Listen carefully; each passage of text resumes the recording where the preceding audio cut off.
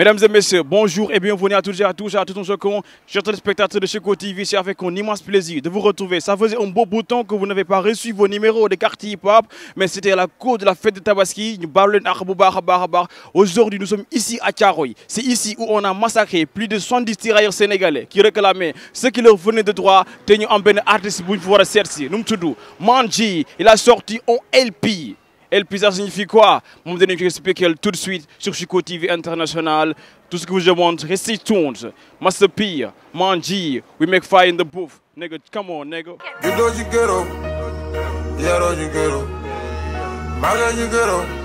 Yin mono tawul get up. When you rabble you get up. Yin mono khagul you get up. Job you get up. You're not on your bop. Ñun ñoo ñi juddoo ci ghetto ñun ñoo ñi yaroo ci ghetto ñun ñoo ñi màggee ci ghetto ñun mënu rabul ngir ghetto mënu xeexul ngir ghetto ñun mënu joobul ngir ghetto man joobuñu ghetto ñoo nax suñu bëgg judd si màgg si mën nga ter bul foog ni bokk suñu mën a gëm loolu ñi nekk ci ginnaaw jëli peu bañ a la des si peloton bi xoole suñu sànku du fenn fu ñu bind judd nga si ñàkk da ci war a dee daga sa ceen xelu mu xele njariñu benn gox mun na doon yow njariñu bépp réew mun na doon yow njariñu continent bi lu ko jëre doon yow des sa gëm ci li nga bëgg sëgg ci bañ a di teel a fëgg dënd di bënd sa bopp ci waari te bañ a talal loxo fajkat du solo nga war a doon di mastermind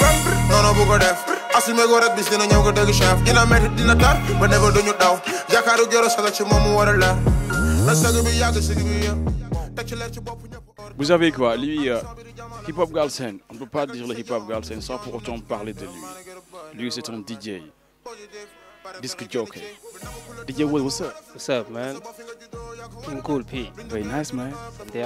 Bienvenue à Chico TV. Welcome à Thiaroye. Mais yo, fii mooy sa side. Yaa dëgg waa Thiaroye. Mais Manji, anu? Manji mu ci kaw di def ay bagages ci kaw. Mu ci kaw. Dem ma. Yaroo ci ghetto màggee ci ghetto ñun mënu teewul ghetto bu ñu rabul ngir ghetto ñun mënu xeexul ngir ghetto joobu ngir ghetto ñoo nax suñu bopp ñun ñoo ñi juddoo ci ghetto ñun ñoo ñi yaroo ci ghetto ñun ñoo ñi màggee ci ghetto ñun mënu rabul ngir ghetto mënu xeexul ngir ghetto ñun mënu joobul ngir ghetto.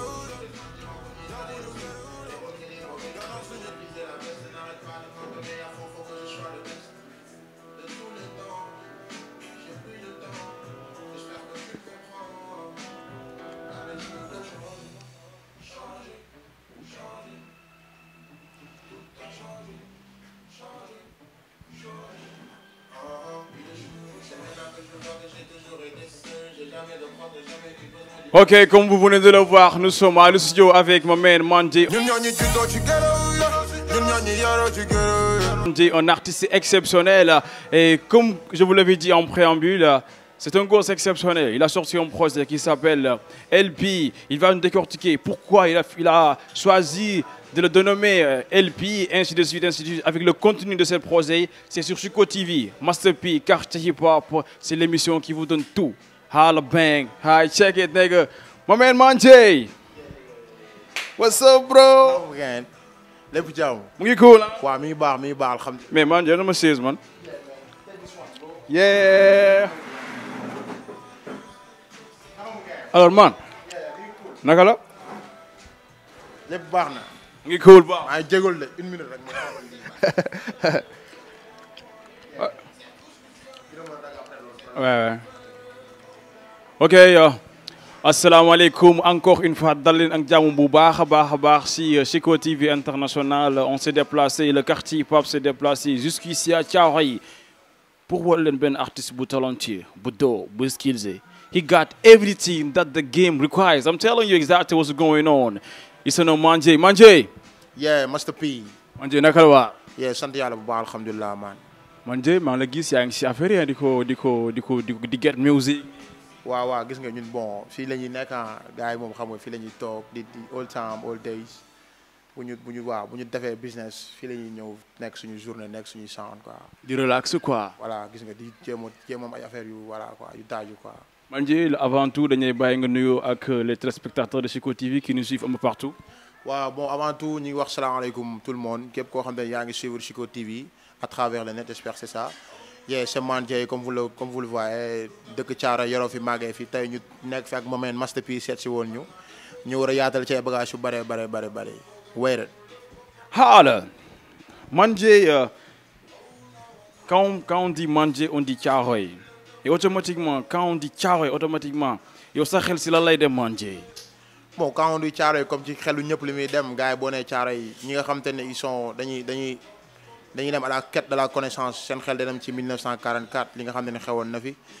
tu vois donc boo nee Thiaroye sa xel day dem ci histoire boo nee Thiaroye sa xel day dem ci lu bari quoi tu vois donc noonu la demee mais li nga xam ne moom moo gën a nekk le point phare loolu la mooy li nga xam te ni tey peut-être suñuy maam ñun dund nañ ko képp ko muy Afrique bi dans l'ensemble moo xam Sénégal la moo xam Côte d'Ivoire la moo xam waree ba ku ci nekk amoon nga ci sa doom donc gars yi seen xel ci nga xam ne ñi nga mooy encore une fois ñi nga xam ne dañuy dem ci à la quête de la connaissance seen xel di dem ci loolu quoi histoire la Thiaroye histoire la Thiaroye monument la Thiaroye icône la quoi mun ak définition bépp boo mën a def pour scotcher ko ci li ñuy woowee légende Thiaroye loolu am na fi te Thiaroye loolu la quoi. Comme vous venez de l'entendre, c'est en 1944, c'est ici on a tué plus de 70 tirailleurs sénégalais ah loo xamante ni histoire baax na gars yi di ko fàttali suñu ngone yi ñu koy xam bu baax parce que c'est extrêmement important chers téléspectateurs qui vont regarder cette vidéo da ngeen ko xam bu baax a baax Mandjé yaa ngi ci game bi depuis quand? Bon pratiquement depuis 2010 mun nañ ñu ngi ci game bi mais ñu ngi commencé sound comme ni ñu ko waxee aux alentours de 2011 voire 2012 bon je pouvais même dire 2011 parce que bon voilà 2011 lañ intégré ci groupe Bravo Street comme gars yi ni ñu ko gën a xamee mais bon pratiquement juste ay 2011 2012 voilà lañ commencé di sound carrément quoi. 2011 2012. boobu avant donc am nga ay sound ay vidéo yoo génne avant LP bi. waaw def nañ ay pas mal de trucs avec le groupe comme ni ma la ko cité léegi bi nga xam ne nekkoon nañ fa. Après loolu aussi ñun ak suñu carrière solo def nañ pas mal de son bi ñu nekkulee Sénégal su ma jumul nañ daan def ay son di ko génnee def ay vidéo di ko génnee quoi avant le projet. Ok kon donc mais ça a été comment en fait sa intégration ci game bi est-ce que ça a été facile avec les parents gars yi comprendre l'objectif de la musique rap ainsi de suite ça a été comment? Bon comme tout un chacun ah bépp artiste yombul ci yow boo nekkee jeune ne da nga bëgg rap. Forcément day am bras de fer ak sa waa gaale ak sa papa ak sa yaay parce que ñoom li ñuy bëgg mais mooy seen doom jàng seen doom xam nga concentré wu ci études yi mën leen a jariñ suba ñoom duñu mës a gis ni rab bi war nga yoon la quoi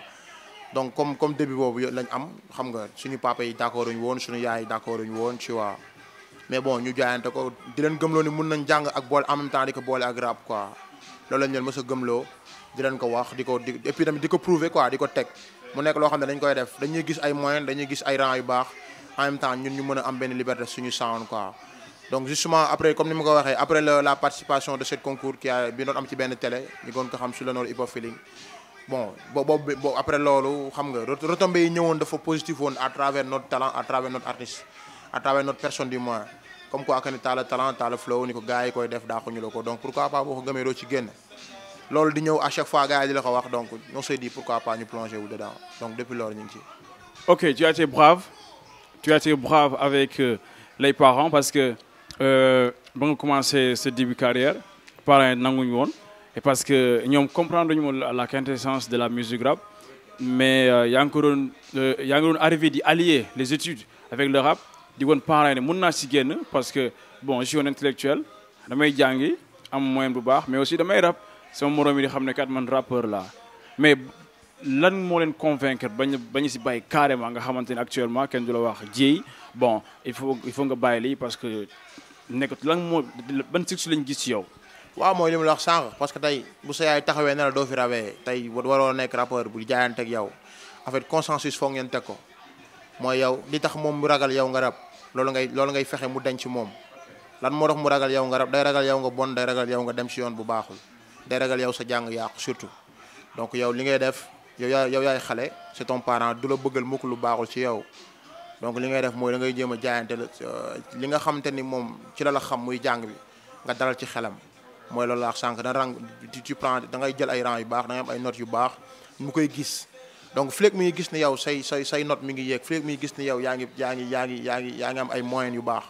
tu vois boo dee sound sax du ci intéressé wu carrément mais boo ko bëggee présenter di ko indil ay notes yoo xam yu baaxul nekkoo un bon élève ci école bi gars yi di la indexer tout le temps négativement mayoo ko day gën a am ragal quoi day gën a tiit day gën a jaayante ak yow pour nga bañ a sound mais boo ko dee indil à chaque fois li nga xam ne moom la lay ci loolu la lay xaar mi ngi gis ni yaa ngi koy ñafe yaa ngi koy def donc boo dee sound du ci am problème quoi. ok les artistes qui sont ñoo xam booy yi nga xam ne ñu ngi door a dugg si game bi te comprendre duñ bu baax des fois da ngay gis day am benn genre tiraillement ban message ngay lancé si booy yooyu noonu. bon li mu leen di wax mooy jàng nañ jàng quoi parce que quoi qu'il puisse en soit même ci rap bi ñu nekk bu ñu seetloo ñun rek bu ñu defee jàngat ñi nga xamante ne jànguñu wala ñi nga xamante ne seen niveau d'étude dafa basse trop ñoom ñoo ci gën a sonn quoi tu vois parce que am na ci leen loo xam ne am na benn niveau bi accédé boo jàng rek moo la ciy génnee ñun on est des artistes on est appelé à des artistes international du moins donc ñun plateau bu nekk ñu ngi fay xaar tey da ngay toog ci plateau ki nga fay toogal du master P quoi déggul olof donc te bu dee français la te obligé nga wax ak moom en français te français boobu yaakaar naa di for ay mots rek doyul quoi il va falloir nga dem à la quête de la connaissance bu dee tey anglais la aussi il faut déggul français te obligé nga nga fekk si ko ji pour mën a dégg li mu lay expliquer carrément nga mën a waxtaan ak moom donc loolu lépp bu dee da nga fa teg sa bët foog nga pare bu ñu naan pare nag c'est dans ci côté yëpp quoi. ce qui est développé. voilà donc noonu la foog ñu rayante ñun man ci laa nekk du ma ci jóg à chaque fois ñi ngi ut xam-xam à chaque fois ñi ngi jéem a xool li ñuy yokk suñu niveau ñi ngi xool li ñuy yokk suñu knowledge et tout donc képp koo xam ne jeune nga di sound li ma la mën a xamal mooy jiitalal jàng bi quoi waaw. ok comme vous venez de l'entendre ku nekk jeune nekk ci game bi il faut ngay allier les études et la musique rap et parce que mooy tax nga gën a taxaw mooy tax nga gën a am background mooy tax nga foo dem bokk foo dem participer kenn doo xaar kenn ci lenn ok parce que d'ailleurs même on a besoin du management pour nga mun a handle the business comme il le faut. Mandji, tu as sorti un projet bu tudd DNKN dooleel nit ku ñuul. nit ku ñuul fonkal sa bopp dooleelal sa bopp gëmal ni yow yaay gën di. dooleel nit ku ñuul dooleel nit ku ñuul. dooleel nit ku ñuul dafa génn ci période boo xamante ne nii on dirait que les artistes ñoom dañuy prévoir ce qui s'est passé aux États-Unis avec l'événement de George Floyd album bi avant loolu la génn. right. avant la mort de George Floyd la LP bi génn muy dooleel nit ku ñuul mais après dañ gis l'importance du LP de cet événement mu nekk lu affaire bu garaaw. ba nga gisee affaire bu événement bi bruit bi lan nga loo yëg. bon après man loo xamante ni la bon constat bi donc yàgg na quoi parce que su ma remonté tuuti ce qui m'a donné l'inspiration de jël LP bi tuddee ko dooleel nit ku ñuul mooy li ma koy waxee ay 2014 2015 le problème de Black Lives Matter dafa ñëwaat quoi dafa bari woon gars yi dañu jamono yooyu sax kil bi dafa gënoon fréquent gënoon bari xam nga ba yenn noirs yi sax doon révolté wu ñoom it di kii ay boom et tout tu vois ngay gis aussi nit ñi suñu mbokk yi li ñuy dund feneen fu dul seen biir dëkk mu nekk lu metti trop donc je me suis dit man en tant qu'artiste waruma yem rek ci sama koñ waruma yem rek ci sax sama dëkk quoi pourquoi pas ma jël position bi nii ne projet bi damay jël benn position ci projet bi ci li nga xam ne day concerner toute la race noire mu bañ a concerner rek Sénégal wala Afrique mais képp kuy black boo dee nit ku ñuul la yow projet bi ça te concerne donc loolu moom ma yóbbu poussé à ce que ma jël projet bi tuddee ko Black Power dooleel nit ku ñuul di ut aussi dem di def ay recherche di lu ne mu dugg ci di xool lan laa mën a xool ci lan laa war a mën a développer ba taxawal ko quoi donc bi événement George Floyd bi ñëwee événement George Floyd bi répétition la rek ci yeneen black yi xas a jàll yëpp quoi te suba aussi leneen day amaat ginnaaw suba leneen day amaat donc mais ñun on est li ñu war mooy à chaque fois di jëm xool li nga xamante ni peut-être dina mën a dimbali benn Master P dina mën a dimbali benn Mandji ñu jéem a xool niñ ci exprimer woo jëm cee def dara ba moom bu ko déggee mën ko jariñ quoi donc loolu la. ok mais le contenu du projet parce que dafa du maxi du EP mais LP la pourquoi nga choisir tuddee ko LP te LP ça signifie quoi en fait. long play. LP ak album daanaka ñoom ñoo yem quoi. ñoo yem nombre parce que dañuy tourner aux alentours de 45-60 minutes quoi voire 1 heure de temps tu vois ñoom ci loolu la ñuy tourner ñoom ñoo yem seulement que vu que ni auparavant la tu vois l'un ça se faisait si je me trompe pas par vinyle avec les DJ l'autre ça se faisait pas avec ça mooy album dañ ko doon def ci benn kii génne ko lu DJ doon def donc looloo waraloon long play ak LP le long play ak album si je me trompe pas peut-être keneen ku may stand dina ci am benn peut-être xam-xam bu gën a xóot mais man avant limite connaissance noonu laa koy dégg long play la donc pourquoi pas tuddee ma ko EP tey pour man c'est contradictoire ma def benn 15 titres tuddee ko EP et quand on dit EP c'est extended play mooy loo xam ne day varier entre bu guddee 30 minutes la war a def 20 minutes voire 30 minutes tu vois donc mënu tuddee ma ko maxi ak EP aussi c'est la même chose comme ni long play ak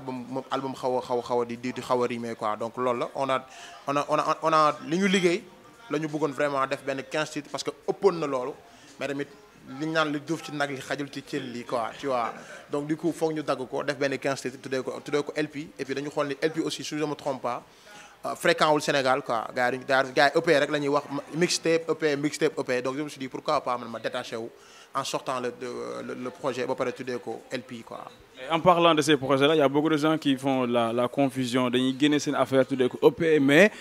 wala maxi wala mixtape mais boo demee ba xool nga xam ne kat lii bon. waaw ça répond pas aux normes de ces affaires yooyu quoi man j'ai écouté le projet am na son yoo xam ne dafa ma ci marqué am na Géro am na li mu gën a marqué laa expliqué li mu nga xam ne dama koy toog di ko get muy Géro ak Nit ak Doole Ni Ku Ñuul mais da ñuy jox je pense que yaa ngi déglu nii da nga may jox Nit nga def ci benn affaire Nit lëndëm jox ma ko son bi nga duraale ko en live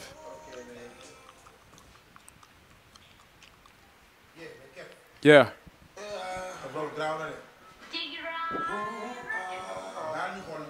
yes oh now I know lu tax nit lëndëm ba jafe xam man maa dem ba gis nit tey toogam gëm la boppam la gëm oh now I know lu tax nit lëndëm ba jafe xam man maa dem ba gis nit tey toogam la boppam la bëgg yàgg jàpp nit sama bopp yóbbee ma netteel ci bii life xool bu rëy gis bu nice amul lu ma jëriñ foog teel ko rëy teel ko fi nekk nit mooy dem bu ñu yàgg wala di ko kii bu ne fu ne fekk jël na ko fa gis naa xeetu jikko yëpp booy gis naa ku ma jëlee ci galère tabal ci leer jàpp mu na jikko bi mun a pour suul naa oh non du ma bokk si naa ne sa yére bu ma tegal baax a boole ma ni laa dafay jox xalaat sama bopp li ma gis ay yës rek dafa doy te ay jàmm rek ñu daan jaare ma ni aw fay dootuma gëstu I don't need a new friend, bitch. Instead of mine, the rest of them dead. Nigga, need muscle tight, you move, couldn't let you more year of pain. Never get time for this destroy. Said, Papa, not a simple boy, he was in tight, don't do what you feel, boy. You're looking at us, I think I'll get so no doubt. Yes, no doubt, yeah. So no doubt. No. Oh, now I know. Lu tax nit la nëbb jafe xam man maa dem ba gis nit tey koo gëm-gëmul la boppam la gëm oh now I know lu tax nit la nëbb jafe xam man maa dem ba gis nit tey koo gëm-gëmul la boppam la bëgg oh now I know yes I ladies and gentlemen lu jot a génn asaka la les trahisons les humiliations xeetu perel yi xeetu naan sani pig yi la moo la inspiré Manthie ba nga bind lu garaaw li ben voilà pardon ma wàññi waat tuuti bon comme li war a inspiré Sénégalais yëpp parce que pour man son bi son la boo xam te ni dundu quotidien u Sénégalais yi quoi moom la tu vois ku ci nekk yaa ngi def lu baax pour nit ki mais yaa ngi recevoir en retour yaa ngi jot lu négatif quoi lu jóge ci moom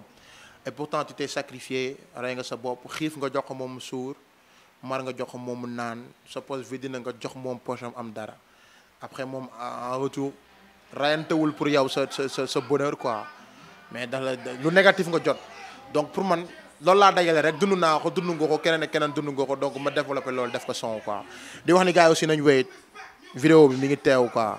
daa gon bi fire man nekk ok Yo, we waiting for these videos mais c'est-à-dire que après bu son bi di jeex dama dégg nga ne lu jot a génn asaka la no doubt c'est comme si que da ngay beesalaat sa bopp c'est comme si que yow li nga jot a dund waa loolu asaka la génn na d'accord mais léegi étape bi nga génn noonu fan la lay yóbbuwaat. waaw dafa indiwaat beneen manji bu bees tax quoi tu vois parce que xas na génn ba pare donc mënoo toog di ko métti parce que mënul ñëwaat ki la xasa wan beneen xeetu kanam quoi je m'excuse du terme mu xas la woon peut-être mu ko baadool la wala ko goree di maa ngi jégalu ci terme bi kooku xas na la ko wan ba pare donc pour man warul la jural mer warul la jural jooy mais leçon boo war a jàng pour suba nga xam nan ngay taxawee donc fi mu ma yóbbuwaat ma beneen manji bu bees tax boo xam te ni day focus ci ay on projagam maanaam li ay on point yoo xam ne moom moo ko concerné ci loolu lay nekk quoi maanaam dootul attardé wu ci loo xam te ne pour nit ki la wala pour kële la ci temps bi muy jël bu doon 60 minutes il va consacrer 50 minutes wala 55 minutes ci loo xam te ne pour moom la quoi parce que dafa dem ba xam ne loolu mooy li nga xam ne moo koy jariñ et loolu moo koy jëmale kanam quoi waaw. ok that's very nice mu nekk lu am solo torop lu important ça LP bi 15 titres la man li ma si xam ba bëriwul mooy doole ni ku ñëw. expliquer gars yi titres yi benn par benn. bon son yi 15 titres la yaa Guéro pourquoi Guéro comme ni ma ko yàgg a waxee boo juddoo ci banlieue bi gars dañ lay indexé dañ lay tagué de benn sàcc wala benn nit ku bon. son bi li tax ma def ko pour gëmloo ne ñi nga xam ne ñu ngi ci Guéro bi que ni ñoom ñoo jël pay ci classe yi ñoom am nañ opportunité am nañ potentialité yi nañ génn suñu Guéro yi taxaw au devant xamal ni gars yi ñun li ngeen di indexé si ñun ak ce qui se passe en réalité de loolu ñun nii lañ mel nous sommes des gars yoo xam ne dañu positif nous sommes des gars yoo xam ne dañu sympa dañu bëgg lu baax dañu reyante pour suñuy parents dañu reyante pour suñu avenir tu vois donc négativité nag fépp la am mais faut pas que tout le temps ngeen bëgg a jël li nga xam ne c'est des ordres ngeen këpp ñu ko tel n'est pas le cas moo xam Thiaroye nga dëkk moo xam Pikine moo xam Guédiawaye moo xam Kër Massar moo xam Yeumbeul moo xam whatever état d'esprit bi nga war a am mooy état d'esprit wu focus ci sa objectif réussir ko montrer keneen ki nga xam te ne foogi la woon fenn fi nga xamal ko ni da ngaa nax sa bopp man weesu naa fi nga ma foogoon quoi tu vois donc loolu la Black Power comme ni ma ko expliqué moom mooy dooleel nit ku ñuul la même chose tu vois mais développe maanaam da nga gis benn titre da nga ci mën a développer lu bari donc Black Power loolu la racisme bi nga xam te ne day am entre yeneen xeetu race jëmee ko ci nit ku ñuul ko gars yi xam ni suñu borom amul différence de race quoi ñun ñëpp ay jaam la te ñoo yem fam moom quoi vous voyez un peu donc Black Power loolu laa ci xaw a développé parce que ci biir chant yi maa ngi ciy wax banaan inna laa maaha sabirin xam nga fi nga féete mooy sa cër naan da nga gëm te bul ko rax maanaam suñu borom way muñkat yi la àndal tu vois donc loo muñ bu soobee yàlla mu jeex maa ngi waxaat dama naan irham jami alwara Bamba ko wax quoi tu vois yeneen ak yeneen di développé yu mel noonu yaa Black Power dooleel ni ku ñuul comme niñ ko gisee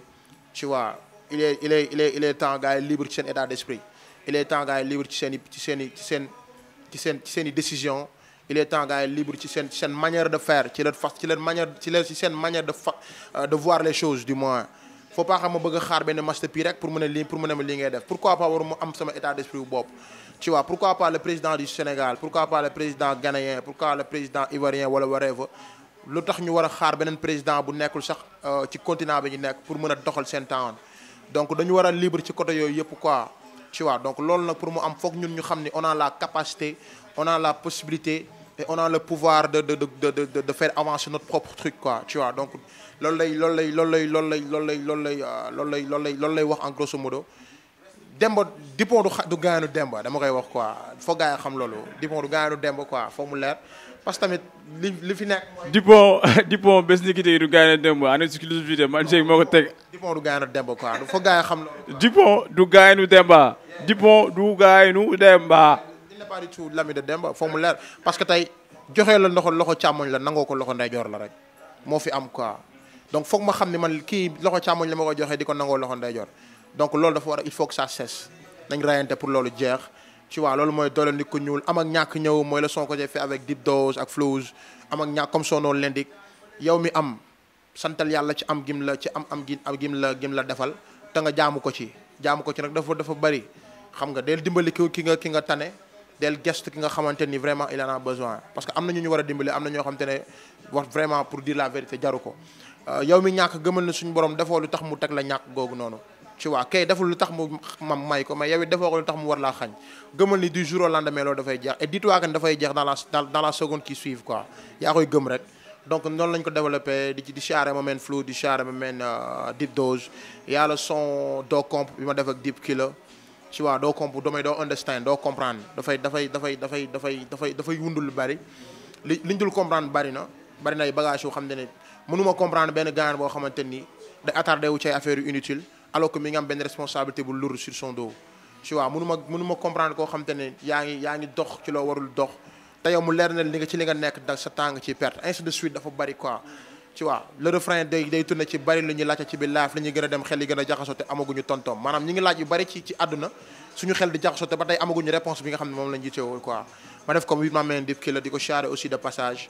yaa doo comp yaa maa lay woo que j'ai fait avec Kinushku ma koy charré aussi de passage di ko def benn coucou mi ngi nekk Signar maa lay woo c'est un son de love comme ni ko ñu ñëpp nañ koy dundee tu vois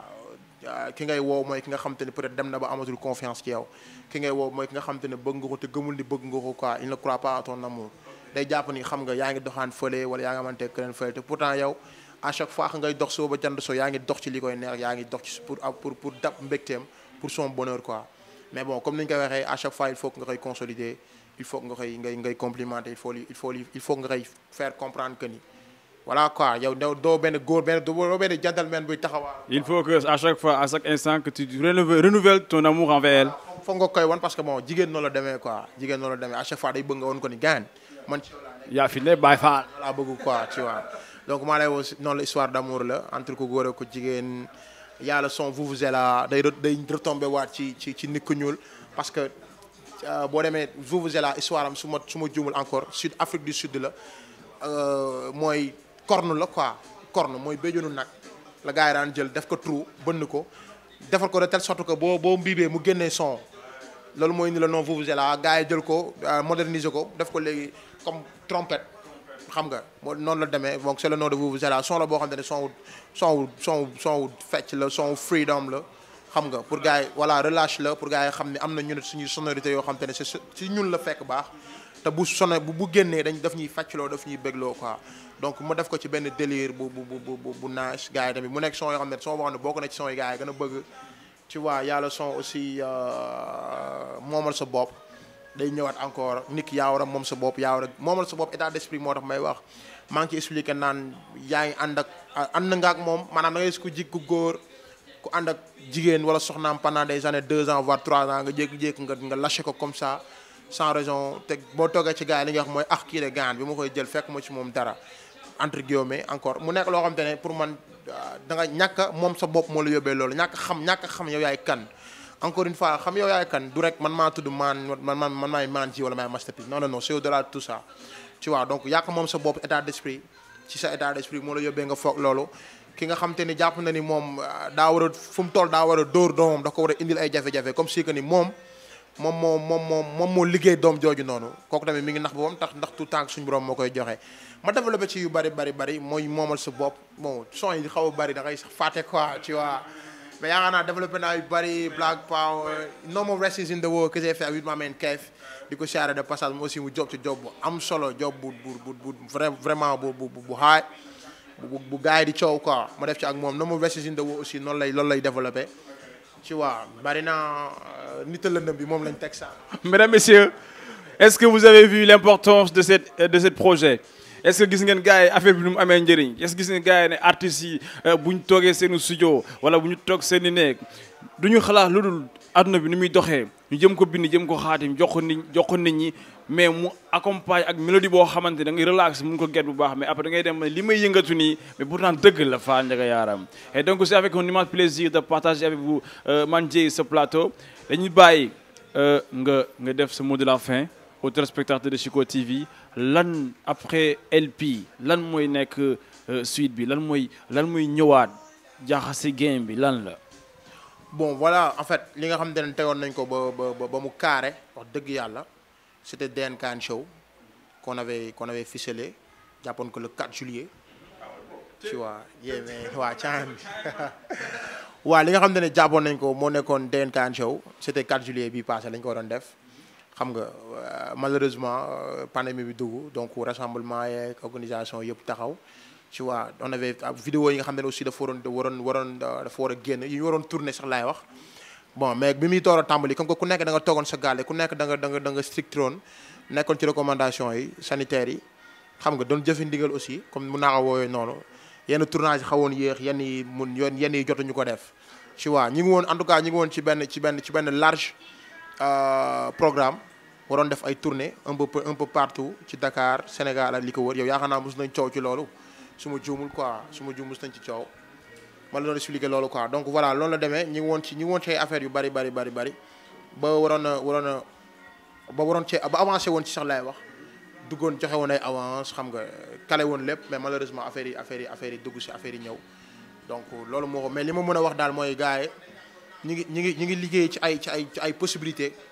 parce que là il semble que affaire yi wàccagul léegi parce que bërki Demba Ndiaye ministre de la justice ministre de l'intérieur si je ne me trompe pas Aly Ngouille Ndiaye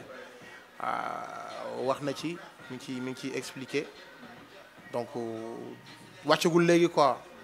donc li ñu ngi jéem a xool yan solution la ñuy trouver pour mën a diffuser wala pour mën a continuer suñu promo pour mën a continuer def ay affaires quoi yoo xam te ne dañuy gën a rattaché ñun ak ñi nga xam ne dañuy follow ñun ak ñi nga xam te ne dañuy déglu quoi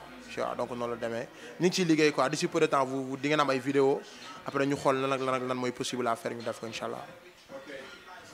Ok, merci beaucoup, chers téléspectateurs de Chico TV International. C'était avec mon man Manji dans l'émission Quartier Hip Hop. C'est l'émission qui vous donne vos artistes préférés sur la scène urbaine du Sénégal, ainsi de suite. Merci beaucoup, mon man, mes deux caméramans et gars, DJ Mohamed Waz. Mais man, tu vas terminer avec le son Guero pour faire plaisir aux téléspectateurs de Chico TV. On va terminer en beauté. On va terminer en beauté. On va terminer en beauté l'émission parce que wow. Relax, ni. Yeah. Boy Guero in the house. Yeah, man, Jay. Yeah, Guero boys in trouble. Man, Jay. Yeah. You know you Guero. Yeah, know you Guero. maa ngi ñu gërëm ñun mënu teewal gërëm bu ñu raabul ngir gërëm ñun mënu xeexul ngir gërëm jawbu ngir gërëm ñoo nax suñu bopp ñun ñoo ñu juddoo ci gërëm ñun ñoo ñu yoroo ci gërëm ñun ñoo ñu màggee ci gërëm ñun mënu raabul ngir gërëm ñun mënu xeexul ngir gërëm ñun mënu jawbul ngir gërëm jawbu ñu gërëm ñoo nax suñu bopp judd ci màgg ci mën dara bul foog ni bokkoo suñu mën a gëm loolu ñu nekk ci ginnaaw jël pay fexe leen taxi bala taw bi xoolal suñu sànku du fenn fu ñu bind juddu nga si ñàkk dañ ci war a dee dagg sa ceen xele mu xele ñaari ñu benn gox mën na doon yow ñaari ñu bépp réew mën na doon yow ñaari ñu continent bi lu ko tere doon yow des sa gëm ci li nga bëgg sëgg ci bañ di teel a bëgg dëna di bëgg ni sa bopp ci waari te bañ a talal loxo fajkat di solo nga war a doon yi ma sama ron noonu pour def assume ko rek bi dina ñëw dégg chef dina mer dina tar nefa duñu daw yaakaar ak gërës la ci moom mu war a leer sëgg bi yàgg sëgg bi ya tekki leer ci bopp ñëpp or tax ñoo jóg ambition bi di jamono ma fi des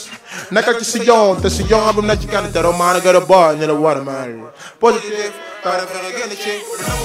da nga war free da sa bopp fi nga juddoo yaa ko war a mel bi ne être dafa war a possible sa premier rêve daf koy objectif am kenn moomu ko dañ ko judd si gën a ñaam sëgg ba les sëggal ma ennemi noonu waru ma la bët fokk yàq suñu tiis doo ci gërëw yaroo ci gërëw ya màgge ci gërëw ñun ba ñu teewal gërëw ya ñu ragal ñu gërëw ya ñun ba ñu xeexal ñu gërëw no jaw ba ñu gërëw ñoo nax suñu bopp ñun ñoo ñu juddoo ci gërëw ñun ñoo ñu yaroo ci gërëw ñun ñoo ñu màgge ci gërëw